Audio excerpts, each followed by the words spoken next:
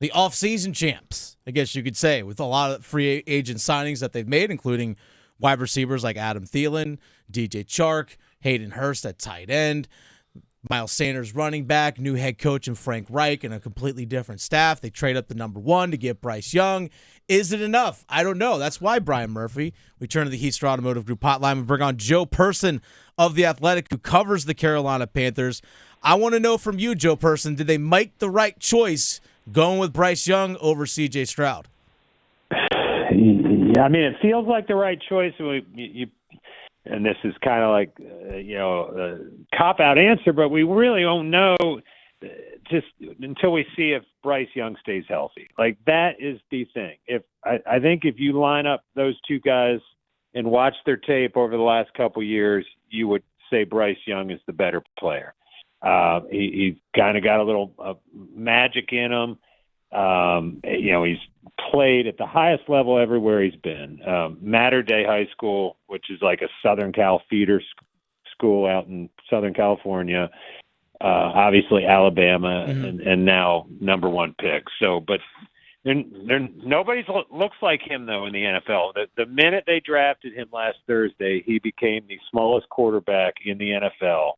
I mean, I think if he stays healthy, yes, it's the right choice. Will he? I don't know. I mean, he managed to stay healthy at Alabama, in college football's best conference, the toughest conference, but, it's a different animal, as you guys know up here. True. Well, Andrew Luck never stayed healthy. And he's out of the league. So that's the thing. Like, size may not always. Also, right? And Cam Newton's 6'5", 265. So it's not all about size. I will say this.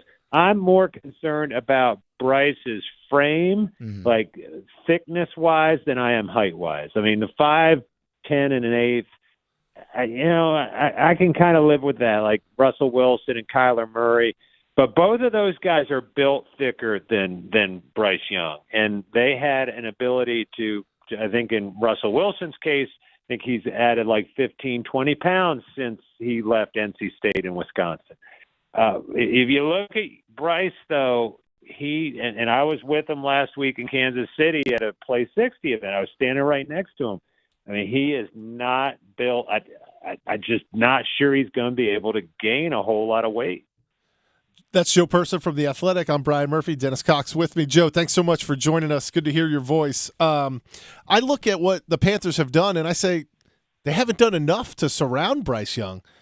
Have they done enough? Are there offensive skill players good enough to help out to bring this young quarterback along? It's funny. Before the draft, I was having this conversation with a scout from another team, and he made the same point you just did, Murph. He said, I don't see it in the receiving game. DJ Chark, decent piece. Adam Thielen had some very good years in Minnesota, but Adam Thielen is going to be 33 when the season starts. He's going to be 35 before his last year he's under contract for here. So they did go get Jonathan Mingo. I like Mingo at 39 for them. I mean, he another Ole Miss second-round receiver, right? Like, I don't know that he's going to match A.J. Brown or DK Metcalf. Those guys have set a pretty high bar. But he does have that same type of size-speed combination. But I would have liked to see that. Look, they only had 5 draft picks. There were only so much they could do. They did go get Hayden Hurst, too, in free agency at the tight end position. I would have liked to have seen him get another tight end. I harkened back a lot to 2011 when they drafted Cam first overall, and a lot of people forget this, and I kind of did. They had Greg Olson, obviously, but they also had Jeremy Shockey. And I went back. Shockey's numbers were almost right there with Olson. So I don't know. You for a rookie quarterback, just kind of getting his feet wet. I like that tight end position as sort of a security blanket, and they have one in Hayden Hurst. But I'm with you, Murph. I think they need some more weapons. You look at what young quarterbacks, what teams have done for young quarterbacks in this league. You mentioned, A.J. Brown, Philadelphia went and got him for Jalen Hurts. Jamar Chase for Joe Burrow. In Miami they got Waddle and Tyreek Hill for Tua. Stephon Diggs, they brought him in for Josh Allen. It looks like that seems to be how you develop a young quarterback in this league. Now, all those didn't happen when they were rookies, but that would seem to be the next step, right? For at somewhere down the line, you're going to have to trade a number one pick or go up in the draft and get a true number one receiver. Probably so. And I mean, look, that was sort of the one step forward, one step back. That was the whole point of piece of that this trade is, we're going to go get our franchise quarterback, but we're going to give up our top receiver and DJ Moore to do it. And the irony is the Bears wanted DJ Moore to help their young quarterback, Justin Fields, in what is a pretty pivotal evaluation year for Fields. So, again, the Steelers last year got Pickett and Pickens as a receiving complement. I mean, at least they got Mingo. Like I like the idea of having a guy, a receiver who can come in, be part of the same draft class with Bryce Young. The two of them are going to L.A. together later this month for the NFLPA Rookie Symposium. Like, they're going to spend a lot of time together, and you hope that chemistry builds there. And I think it will. But to your point, is it enough? Probably not. Joe Person, The Athletic, joining us here on the Heister Automotive Group hotline. If the Panthers don't make the playoffs this season, is it a failure? If they don't make the playoffs by 2024, it's a failure. Okay. I mean, it took Cam 3 years for, they went.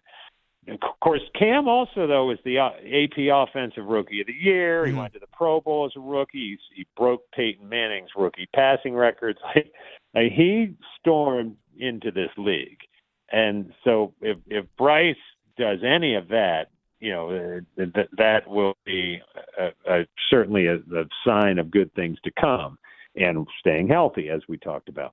But that was another reason they made this move when they did. The NFC South is a division in transition, and wasn't a very good division last year. Nope. When Tom Brady was still in it. I mean, I remember in week 17, the Panthers are like 6-9 and go down to Tampa with a chance to